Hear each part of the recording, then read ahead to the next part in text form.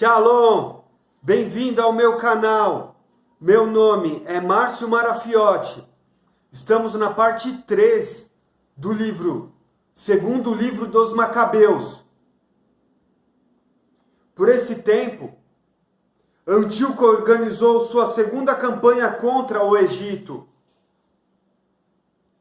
Aconteceu que na cidade inteira, durante cerca de 40 dias, apareceram correndo pelos ares cavaleiros com vestes de ouro, formando coortes, armados de lanças e de espadas desembainhadas, esquadrões de cavalarias dispostos em ordem de batalha,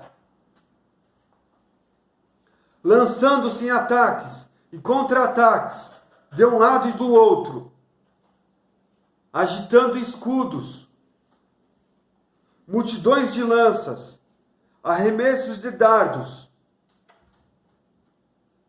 fulgores de armaduras de ouro, couraças de todas as espécies.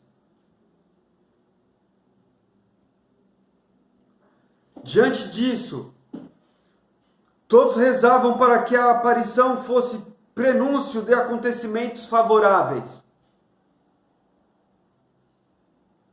Tendo se espalhado o falso rumor de que Antíoco passara a outra vida, Jasão reuniu não menos de 1000 homens e subitamente desferiu um ataque à cidade.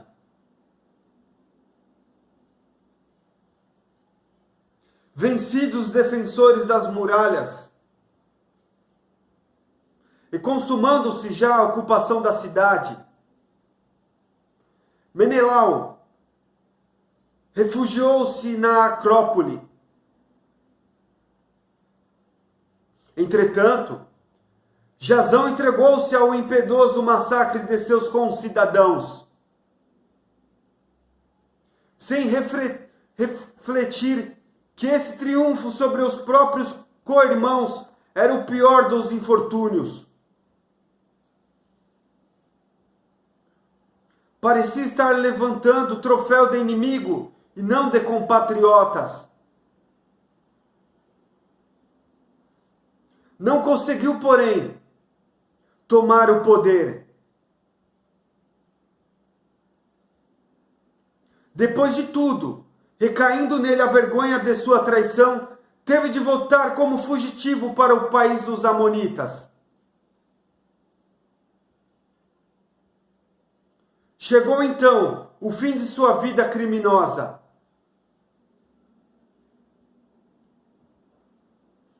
Acusado diante de Arates, chefe dos árabes, obrigado a fugir de cidade em cidade, perseguido por todos, detestado como apóstata das leis, execrado como carrasco de sua pátria e de seus concidadãos, foi afinal enxotado para o Egito. De lá dirigiu-se ainda aos lacedemônios, na esperança de ali encontrar refúgio por causa da origem comum. Assim, aquele que a tantos banira de sua pátria morreu no exílio. E ele, que a tantos abatera, deixando-os insepultos, não teve quem o lamentasse, quem lhe preparasse os funerais, quem o sepultasse no túmulo de seus pais.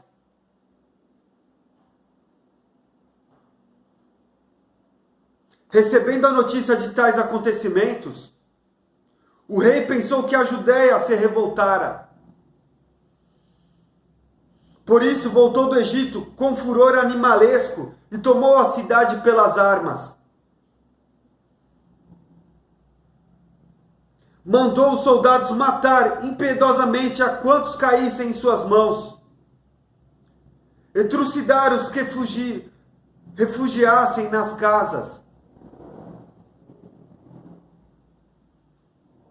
Houve assim um extermínio de jovens e de velhos, um massacre de rapazes, mulheres e crianças, um morticínio de moças e de crianças de peito. Durante aqueles 3 dias, subiu 80.000 o número de vítimas. 40.000 a golpes recebidos. E outros tantos vendidos como escravos.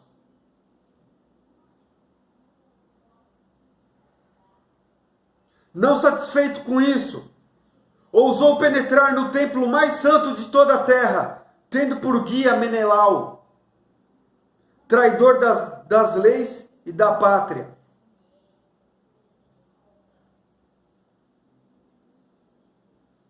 Tocou nos vasos sagrados com suas mãos impuras.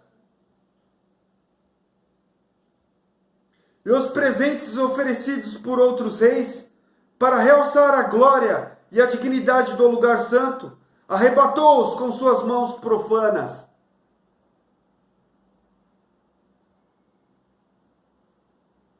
Antíoco exaltava-se de orgulho, sem compreender que Adonai estava irritado momentaneamente por causa dos pecados dos habitantes da cidade, e que era este o motivo de sua indiferença agora para com o lugar santo.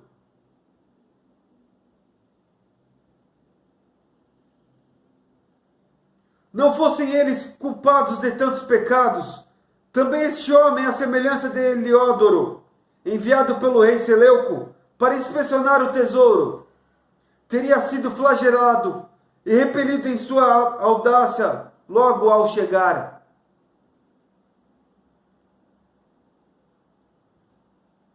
Contudo, não foi por causa do lugar santo que Adonai escolheu o povo, mas sim por causa do povo, o lugar santo. É por isso que o próprio lugar santo, havendo participado das desgraças do povo, associou-se depois às suas venturas.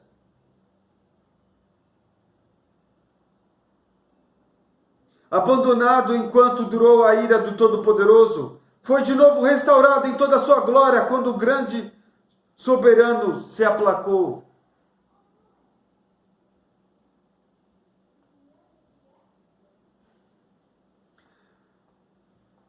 Depois de subtrair do templo cerca de 50.000 quilos de prata, Antíoco retirou-se imediatamente para Antioquia,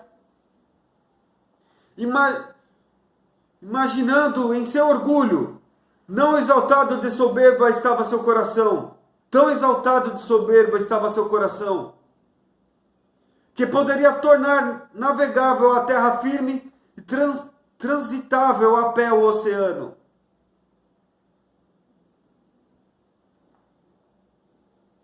Deixou, porém, superintendentes para atormentar o povo.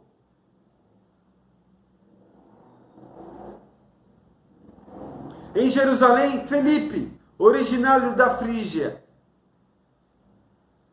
de natureza ainda mais bárbara do que o que eu nomeara. Em Gazerim, Andrônico. Além desses, ficou Menelau, o qual dominava sobre seus concidadãos de modo ainda mais atroz que os outros.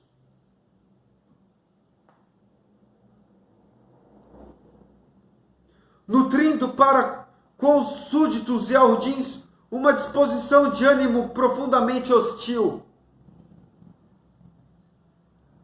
Antíoco enviou também o comandante dos mercenários da Mícia, Apolônio, à frente de um exército de 22.000 homens, com ordem de trucidar todos os que estivessem na força da idade e de vender as mulheres e os mais jovens.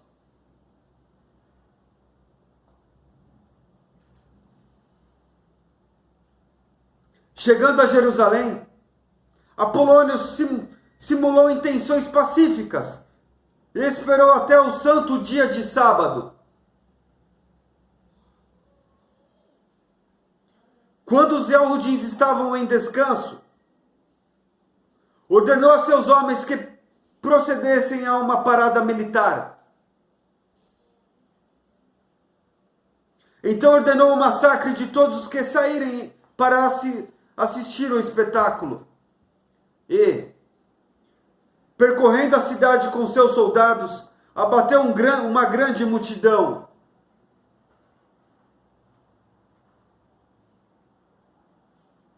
Judas, porém, chamado também Macabeu, retirou-se com os outros 9 para o deserto, vivendo com seus companheiros nas montanhas, à maneira dos animais selvagens, nutrindo-se apenas de ervas, continuaram a resistir para não terem parte na contaminação.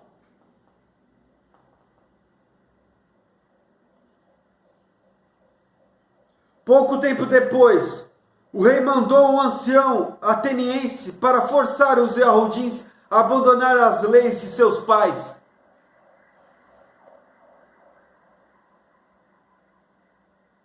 Para não se governarem mais segundo as leis de Deus.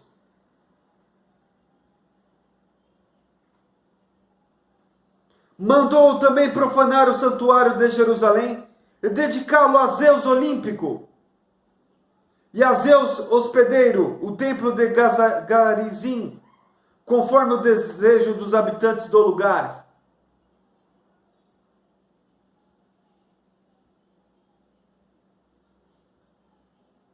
Este agravamento do mal foi penoso para todos e difícil de suportar.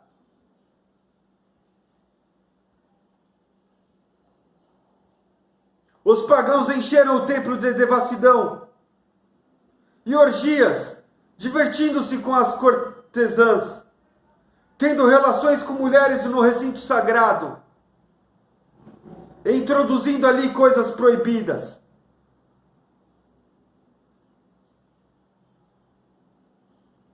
O próprio altar estava coberto de vítimas abomináveis, proibido pelas leis.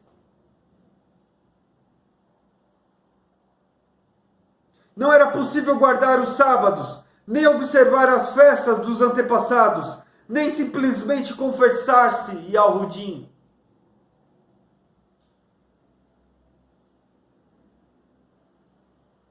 Forçados por amarga necessidade, tinham de participar do banquete sacrificial que se realizava todos os meses, no dia do nascimento do rei.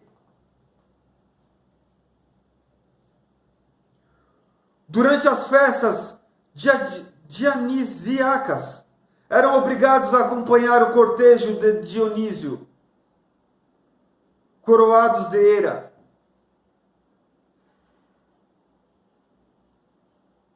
Além disso, por instigação dos habitantes de Ptolomaida, foi promulgado um edito para que, nas cidades gregas da vizinhança, os Yahudins fossem submetidos às mesmas prescrições e participassem dos banquetes sagrados.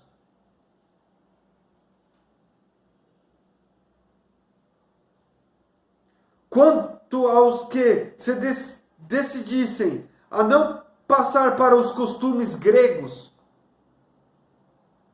que fossem mortos. Era possível então entrever a calamidade que estava para começar. Assim, 2 mulheres foram presas porque tinham circuncidado seus filhos. Conduziram-nas publicamente pela cidade, tendo os filhos suspensos aos seios, e depois as precipitaram do alto das muralhas.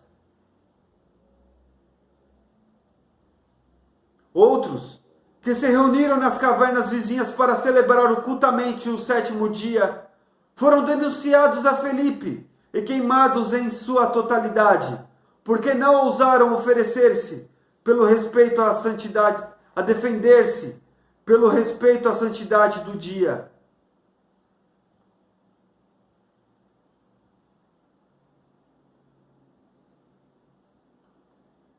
A quantos tiverem este livro em suas mãos, exorto a não se deixarem abater por causa dessas calamidades, mas a considerarem que esses castigos sobrevieram, não para arruinar, mas para corrigir nosso povo.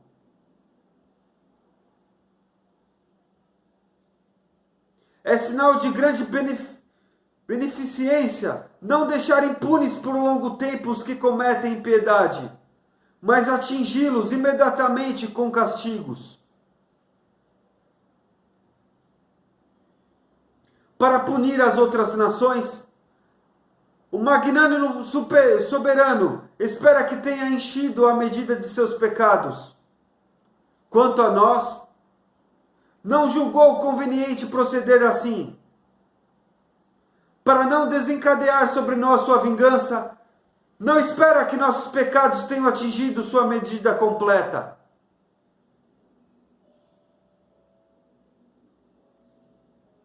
Também jamais retira de nós sua misericórdia.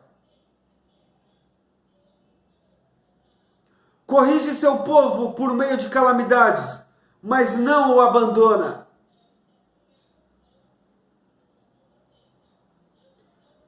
Baste-nos ter lembrado esta verdade.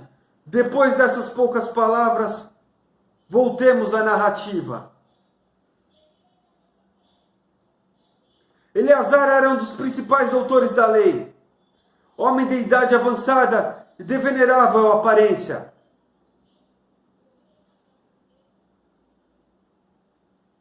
Abriram-lhe violentamente a boca e forçaram-no a comer carne de porco. Ele, porém, preferindo morrer gloriosamente a viver em desonra,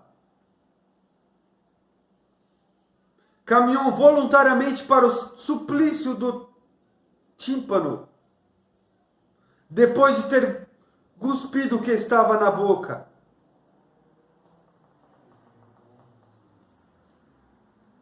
Assim deveriam proceder os que têm a coragem de recusar aquilo que nem para salvar a vida é lícito comer.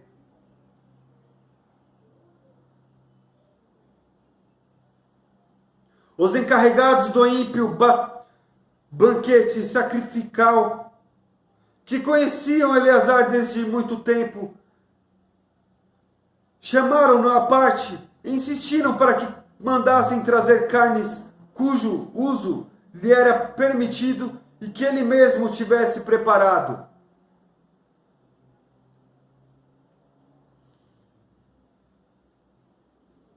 Apenas simulasse comer carne da vítima, conforme o rei ordenara.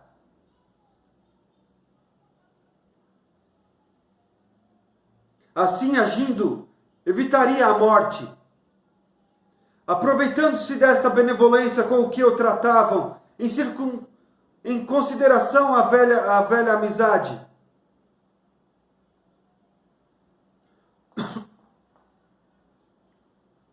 Mas ele tomou uma nobre determinação, digna de sua idade, do prestígio de sua velhice, de seus cabelos embranquecidos com decoro, da vida impoluta que levara desde a infância, e digna, sobretudo, da santa legislação instituída pelo próprio Deus.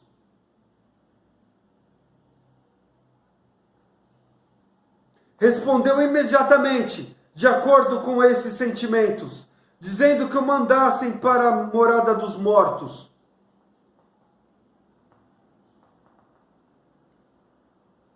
Usar desse fingimento, acrescentou, é digno de nossa idade, é indigno de nossa idade. Muitos jovens se persuadiram de que Eleazar, aos 90 anos, adotou as normas da vida dos estrangeiros.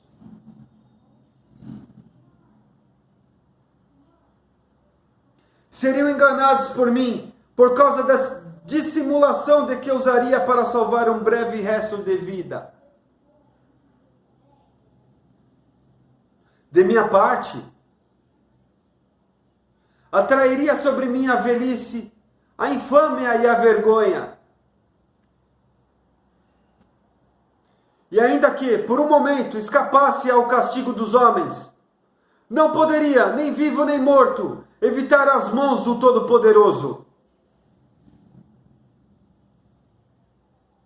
Se, pelo contrário, eu agora renunciar corajosamente a esta vida, vou mostrar-me digno de minha velhice e deixarei aos jovens um nobre exemplo de como se deve morrer. Entusiasta e generosamente, pelas veneráveis e santas leis.